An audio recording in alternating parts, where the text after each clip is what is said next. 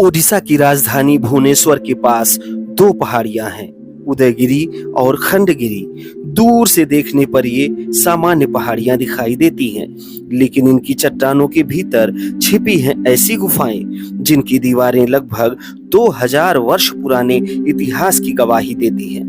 कहीं चट्टानों को काटकर बनाए गए कक्ष हैं, कहीं राजसी जुलूसों के दृश्य, कहीं तपस्वियों के लिए बनाए गए आश्रय। और एक गुफा की दीवार पर अंकित है प्राचीन भारत के सबसे महत्वपूर्ण अभिलेखों में से एक, खारवेल का हाथी गुम्फा लेख। लेकिन इस कहानी में एक महत्वपूर्ण रहस्य भी है। क्या उदयगिरी और खंडगिरी वास्तव में बौद्ध पहाड़ियां थीं, या इनका इतिहास मुख्यतः जैन परंपरा से जुड़ता था? और अगर यहाँ जैन गुफाएं थीं, तो प्राचीन कलिंग में बौद्ध धम्म की भूमिका क्या थी? आइए इन पहाड़ियों की चट्टानों के बीच छिपे इतिहास को पढ़ने की कोशिश करते हैं। लगभग 2000 वर्ष पहले यह क्षेत्र कलिंग के नाम से जाना जाता था।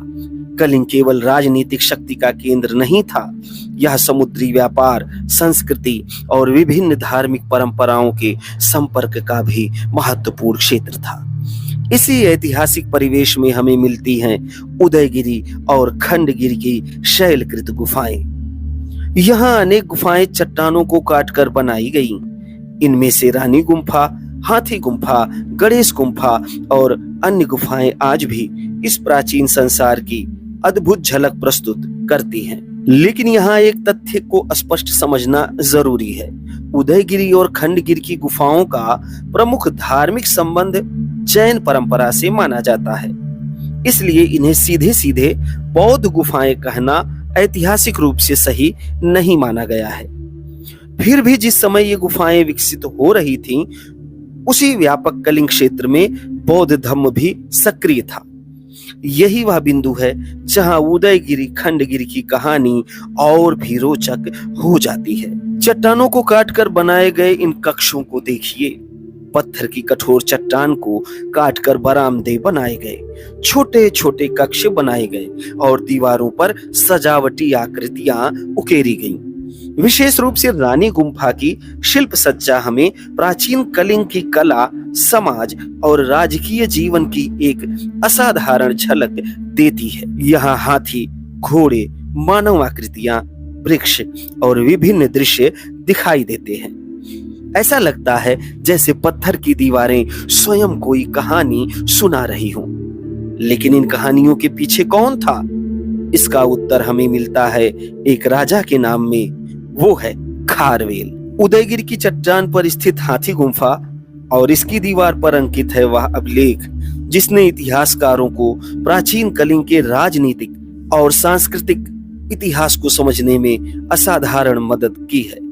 इसे हम हाथी गुम्फा अभिलेख के नाम से जानते हैं। यह प्राकृत भाषा में धम्म लिपि में उत्कीर्ण किया गया था और इसे सामान्यतः राजा खारवेल से जोड़ा जाता है। लेकिन इसकी सबसे बड़ी विशेषता केवल इसकी प्राचीनता नहीं है। यह अभिलेख हमें एक राजा की गतिविधियों, सैन्य अभियानों, निर्माण कार्यों, सामाजिक गतिविधियों और धार्मिक सांस्कृतिक संरक्षण की एक विस्तृत झलक देता है। आज से लगभग 2000 वर्ष पहले एक राजा अपनी उपलब्धियों को पत्थर पर दर्ज करवाता है।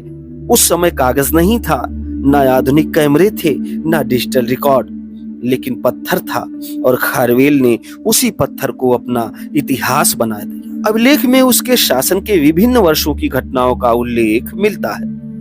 कहीं नगर निर्माण और सार्वजनिक कार्यों की बात आती है, कहीं सैन्य अभियानों की और कहीं धार्मिक प्रतिष्ठानों के संरक्षण की। इसीलिए हाथी गुम्फा लेख केवल राजा की प्रशंसा भर नहीं है, यह प्राचीन कलिंग के इतिहास की एक महत्वपूर्ण खिड़की है। अब वापस आते हैं उस सवाल पर जिससे हमने शुरुआत की थी। उदयगिरी और खंडगिरी के बौद्ध अवशेष कहाँ हैं? यहाँ सावधानी बहुत जरूरी है। उदयगिरी खंडगिरी की प्रमुख गुफाएं जैन मुनियों के निवास और साधना से जुड़ी हुई हैं। इसलिए इन गुफाओं को बौद्ध विहार या बौद्ध गुफा कहना सीधे सीधे उचित नहीं होगा। लेकिन इसका अर्थ यह भी नहीं है कि प्राचीन कलिंग में बौद्ध धम्म अनुपस्थित था। ओडिशा में ललितगिरी, रत्नागिरी और उदयगिरी जैसे स्थलों से बौद्ध परंपरा के महत्वपूर्ण पुरातात्विक प्रमाण मिले हैं। इन स्थलों पर मिले स्तूप, विहार, मूर्तियां और अन्य अवशेष बताते हैं कि कलिंग क्षेत्र में बौद्ध धर्म की एक मजबूत और दीर्घकालीन उपस्थिति थी। इसलिए यदि हम उदयगिरी, खंडगिरी को बौद्ध इतिहास के संदर्भ में देखते हैं तो इन्हें बौद्ध गुफाओं के रूप में नहीं बल्कि उस बहुधार्मिक ऐतिहासिक परिवेश के हिस्से के रूप में देखना अधिक सही होगा जिसमें जैन और बौद्ध दोनों परंपराएं विकसित हो रही थी। शायद यही इस पूरी कहानी का सबसे दिलचस्प पहलू है। एक ओर थे जैन साधु, दूसरी ओर कलिंग की व्यापक धार्मिक दुनिया में बौद्ध समुदाय के लोग, और इनके ऊपर था एक शक्तिशाली राज्य कलिंग। यह हमें प्राचीन भारत की एक ऐसी तस्वीर दिखाता है जिसमें अनेक धार्मिक और सांस्कृतिक परंपराएं एक ही साथ एक ही भौगोलिक क्षेत्र में सक्रिय थी। यानी इतिहास हमेशा एक ही रंग का नहीं होता।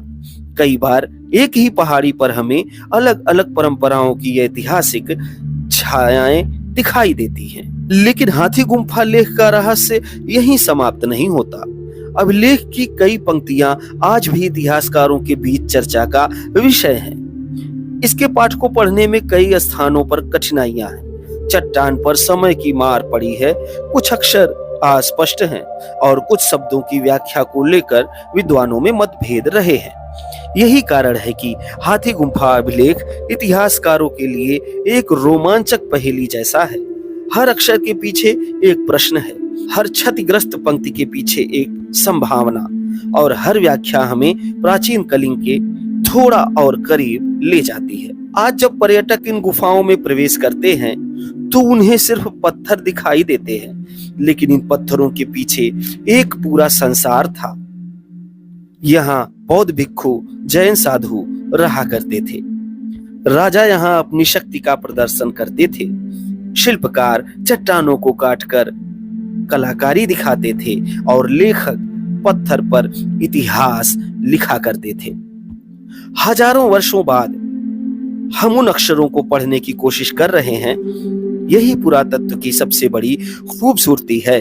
खंडहर समाप्त नहीं होते, वे सवाल पूछते हैं। उदयगिरी और खंडगिरी हमें प्राचीन कलिंग की जैन और बौद्ध विरासत की असाधारण झलक देते हैं।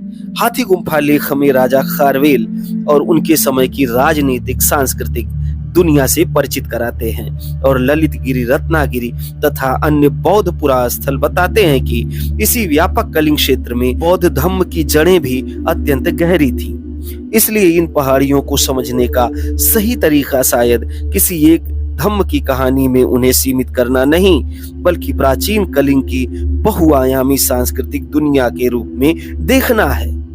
क्योंकि इन पहाड़ियों की चट्टानों में केवल गुफाएं नहीं हैं, इनमें छिपा है एक साम्राज्य, एक राजा, एक भिक्षु की साधना, धम्मों का सह अस्तित्व और 2000 साल पुराना एक ऐसा संदेश कि इतिहास मिटता नहीं, वह पत्थरों में छिपकर हमारी प्रतीक्षा करता है।